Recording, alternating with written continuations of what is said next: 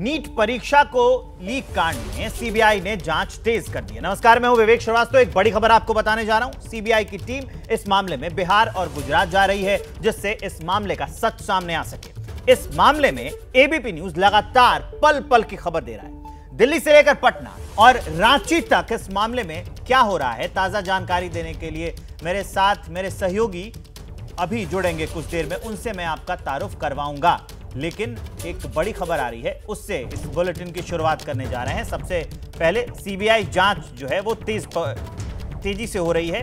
Paper leak case में CBI ने दर्ज की है पहली एफआईआर। आईपीसी की धारा 420 धोखाधड़ी और 120 बी यानी साजिश की धाराओं में एफआईआर दर्ज हुई है। सीबीआई ने एफआईआर दर्ज कर जांच शुरू कर दी है। जल्द ही सीबीआई की टीम पटना और गोधरा भी जाएगी।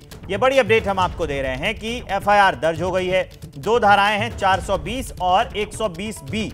इसमें जो है वो एफआईआर दर्ज हुई है। अब सीबीआई लगातार इस मामले की जांच कर रही है। 120 बी और 140 धोखाधड़ी का मामला। इस खबर को विस्तार देने के लिए मेरे सहयोगी अहमद बिलाल मेरे साथ जुड़ रहे हैं। जांच जो है वो लगातार चल रही है, लेकिन फिलहाल क्या अपडेट है इस मामले में, अहमद बताएंगे।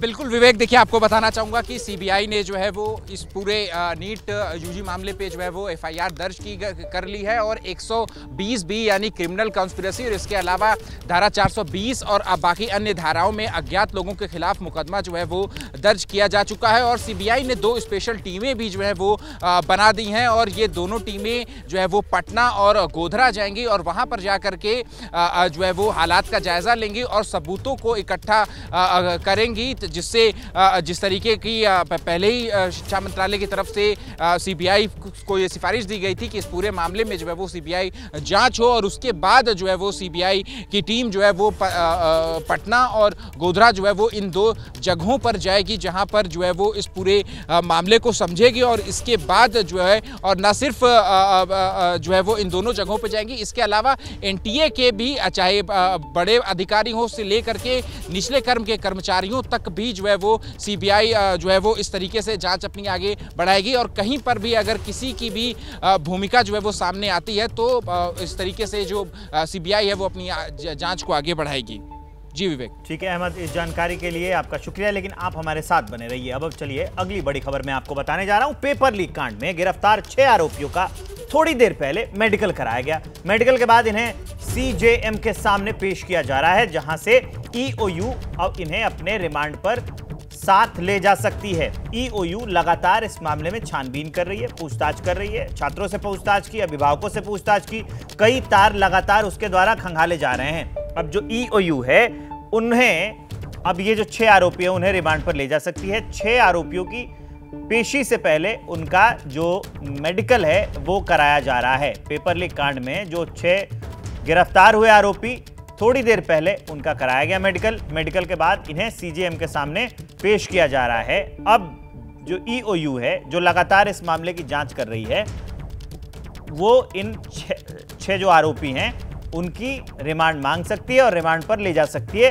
पूछताछ कर सकती है, ताकि इस मामले में जो सच्चाई है वो सामने आ सके, जांच पूरी हो सके। कई नाम लगातार जांच के बाद ही सामने आए हैं।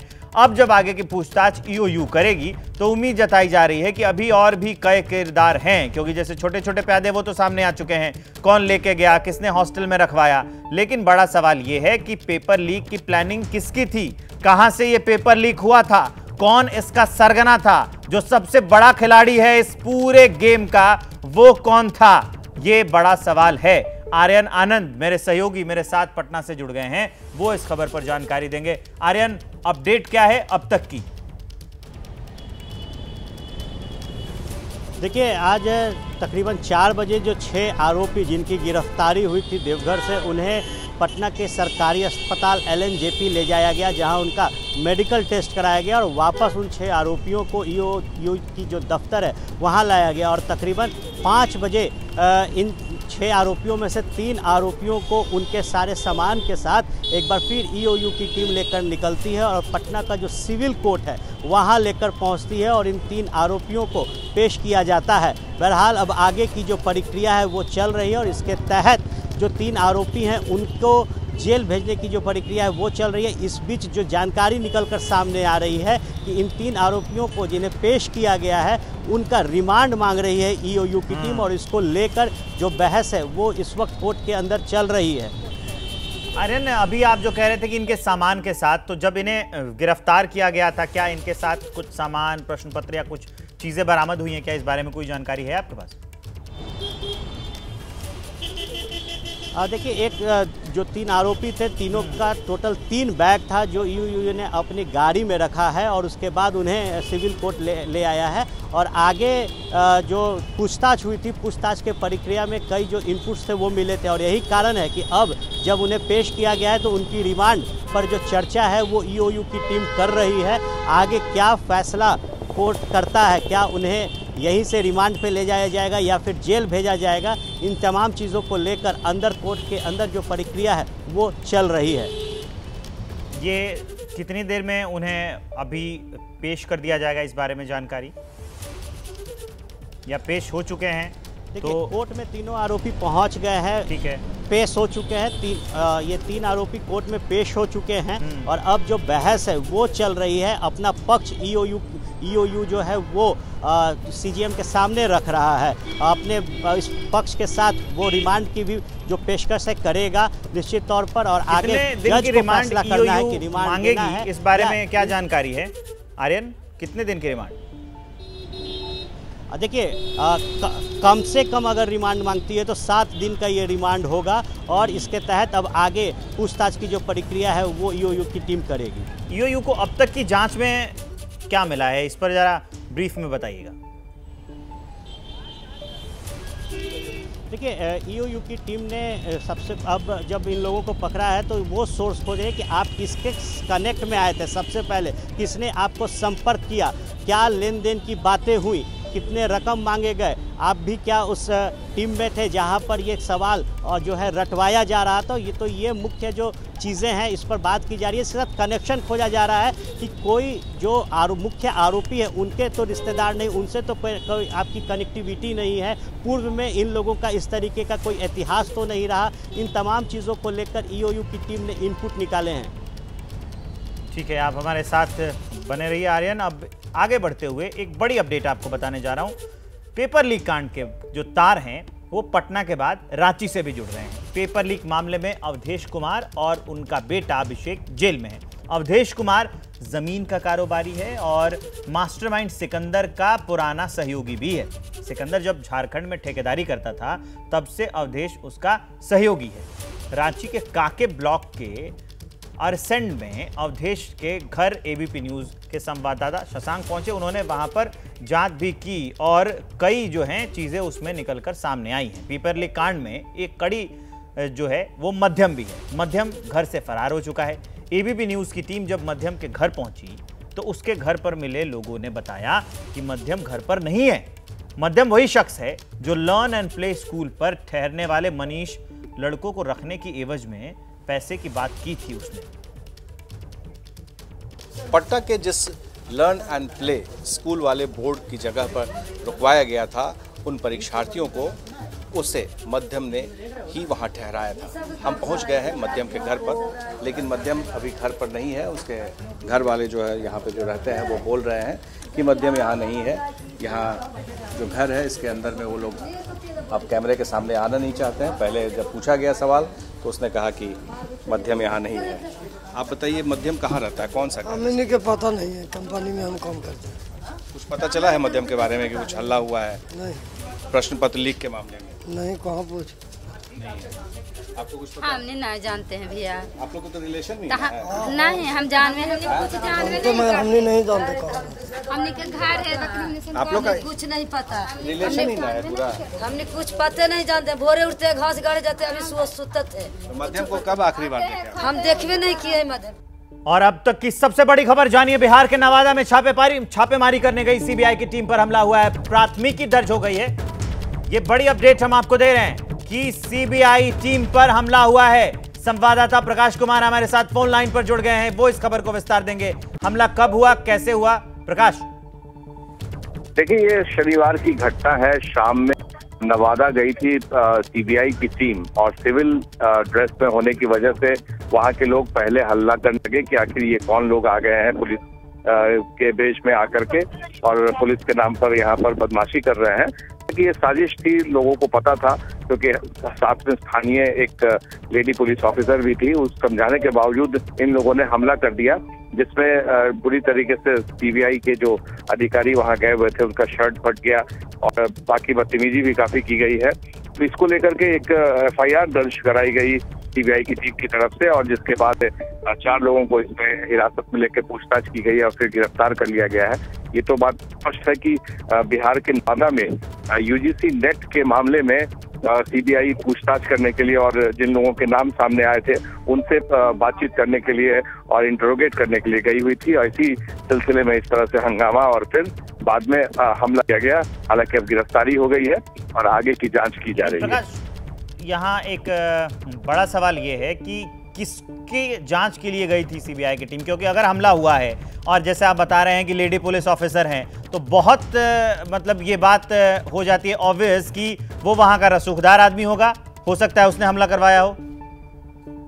बिल्कुल, ये तो बात स्पष्ट है कि यूजीसी नेट के मामले में जो सीबीआई इंक्वायरी के आदेश दिए हैं, उसी सिलसिले में सीबीआई की टीम पहुंची थी जांच कराने के लिए। और ये जांच करने के ही क्रम में जब पहुंची थी नवादा में, तो जिस गांव में पहुंची थी पुलिस सीबीआई की टीम, तो साथ में स्थानीय पुलिस के भी एक लेडी थानेदार थी।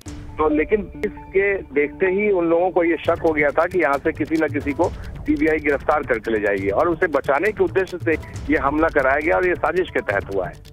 विवेक। ठीक है प्रकाश, आप हमारे साथ रहिए बने हुए। अब मैं दर्शकों को ये भी बता दूं कि ये जो नवादा में सीबीआई की टीम पर हमला हुआ है, अब इसमें जो है एफआईआर दर्ज कर ली गई है। अब वापस लौटते हैं हम नीट परीक्षा में जो गड़बड़ी हुई थी उस पर। उसके एक तार रांची से भी जुड़ रहे हैं। रांची में मेरे सहयोगी शशांक जो है वो वहां से मेरे साथ लगातार बने हुए हैं। शशांक, अब तक की इन्वेस्टिगेशन में जो आप देख रहे हैं वहां पर रांची में जो मनीष के तार वहां से जुड़ रहे हैं, अब तक आपने क्या पाया?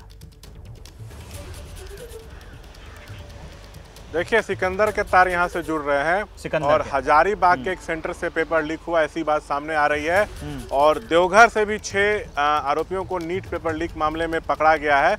लेकिन इसमें जो पूरे नीट पेपर लीक का जो मामला है, इसका जो मास्टरमाइंड है सिकंदर, वो दानापुर में जूनियर इंजीनियर था, लेकिन उसके पहले वो रांची में रहा करता था और यहाँ पर ठेकेदार हुआ करता था। उसने अपनी काली कमाई से कुछ संपत्ति जो है यहाँ पे बनाई है। बरियातू में उसका एक आलीशान मकान है, 2 माले का, करोड़ों की उसकी कीमत है। उसके बाद हरमू रोड पर उसने अपने बेटे के लिए स्पोर्ट्स शॉप खोला। वहाँ के स्थानीय लोग कह रहे हैं कि यहाँ पर बड़े बड़े आईएएस आते थे खरीदारी करने के लिए, वहाँ पर हर बड़े ब्रांड्स के स्पोर्ट्स आइटम हैं। तो इस तरह की बात सामने आ रही है। तो कितना वो ताकतवर है, ये सब सुनकर तो यही लग रहा है। और दूसरा क्या है कि उसका एक सहयोगी है अवधेश, वो भी पेपर लीक मामले में जेल में है और उसका बेटा भी। तो जो सिकंदर है, उसने अपने सहयोगी से भी जो है 40 लाख रुपए लिए उसके बेटे को प्रश्न पत्र देने के लिए। तो इस तरह की बात जो है वो सामने आ रही है। और आपको बताऊं, ये जो अवधेश है उस पर ये आरोप है कि जो सिकंदर की काली कमाई है उसको जगह जगह रांची में और अन्य इलाकों में जो है अवधेश ने वहाँ उस काली कमाई को निवेश करने का काम किया है। तो इस तरह की चीज़ें निकल कर सामने आ रही हैं। अब सिकंदर पर और अधिक कड़ी कार्रवाई कब होती है, क्या उसकी संपत्ति जब्त होगी, क्या आय से अधिक संपत्ति का मामला दर्ज होगा, ये सब देखना होगा। फिलहाल वो भी जेल में है, लेकिन और आगे अब क्या होता है इस पर नजर बनी हुई है। शशांक, आप जब अपनी रिपोर्ट बता रहे थे तो आपने सिकंदर के बेटे का नाम लिया। वो बताया कि वो दुकान पर आता है और उसी दुकान पर खरीदारी करने के लिए जो बड़े बड़े आईएएस ऑफिसर्स हैं या फिर जो बड़े लोग हैं इलाके के, वो आते रहते हैं। उसका बेटा क्या सिर्फ दुकान चलाता है या फिर उसका भी जो किरदार है वो संदिग्ध है? इस बारे में आपको क्या मिला इन्वेस्टिगेशन में?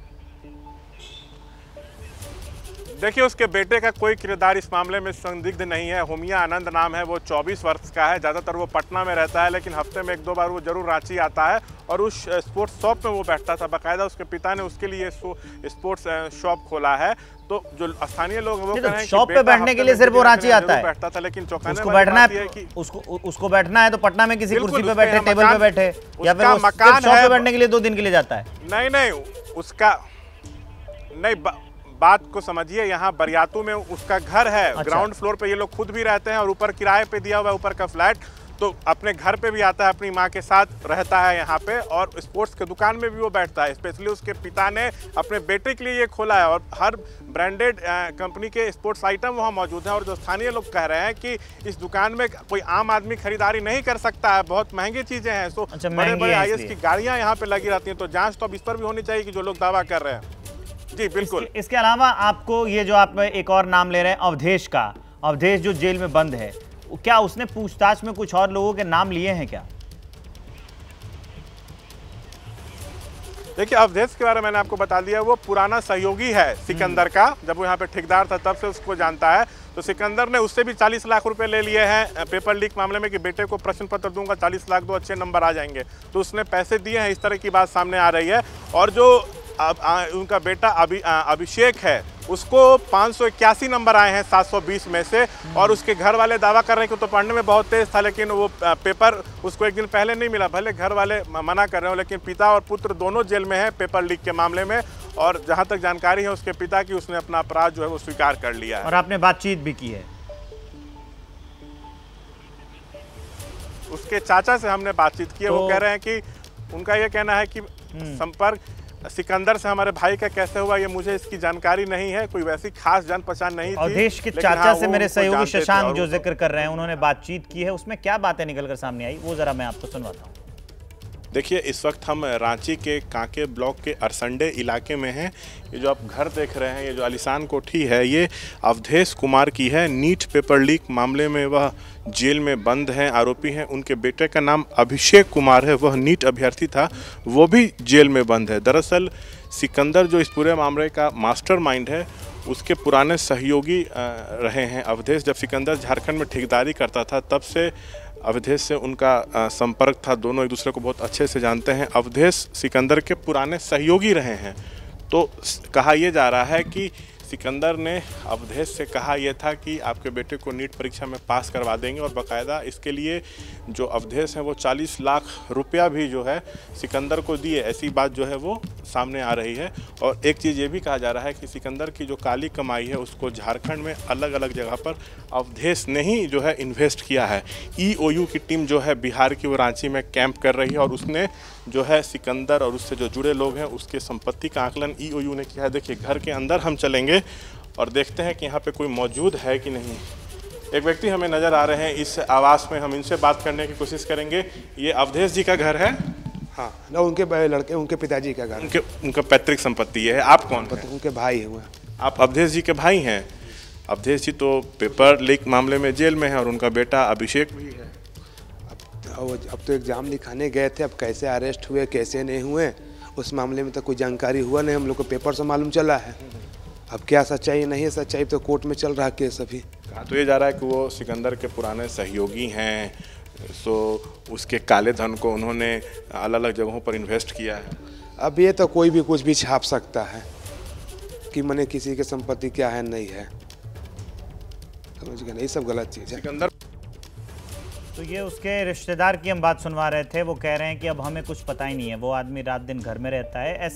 ऐसी कई कड़ियां खुलनी बाकी हैं जब भी इन्वेस्टिगेशन हो रही है। जैसे कि आपने आज ABP न्यूज़ पर देखा होगा, हम वहां भी गए थे, हम पटना में कई इलाकों पर गए, जिसका भी नाम सामने आ रहा है उसके रिश्तेदारों से बात करिए तो वो कहता है कि नहीं, वो पहले रहते थे लेकिन इस बारे में हमको कोई जानकारी नहीं है। अभी कई परतें इस पूरे मामले में खुलनी बाकी हैं। एक बड़ी अपडेट जानिए, आज NTA की रीटेस्ट परीक्षा का आंकड़ा भी सामने आया है। 1563 बच्चों में केवल 813 बच्चे परीक्षा में बैठे, 750 बच्चे जो हैं वो एब्सेंट रहे। ये कहा गया था ना कि 1583 बच्चे हैं जिनको ग्रेस मार्क्स मिले हैं, वो दोबारा जो है वो एग्जाम दे सकते हैं। और अब जो है रीटेस्ट का जो आंकड़ा है वो सामने आया है कि 1563 बच्चों में केवल 813 बच्चे परीक्षा में बैठे, 750 बच्चे एब्सेंट रहे थे। 1563 बच्चों में से ये वही बच्चे थे जिनको ये कहा गया था कि इनको ग्रेस मार्क्स दिया गया है, अगर वो चाहें तो दोबारा परीक्षा में बैठ सकते हैं। फिर जो नई रैंकिंग जारी होगी उसके आधार पर रिजल्ट सबका देखा जाएगा। और अभी जो अपडेट निकल कर आ रही है कि 1563 बच्चों में से 813 बच्चे परीक्षा में बैठे, 750 बच्चे एब्सेंट रहे।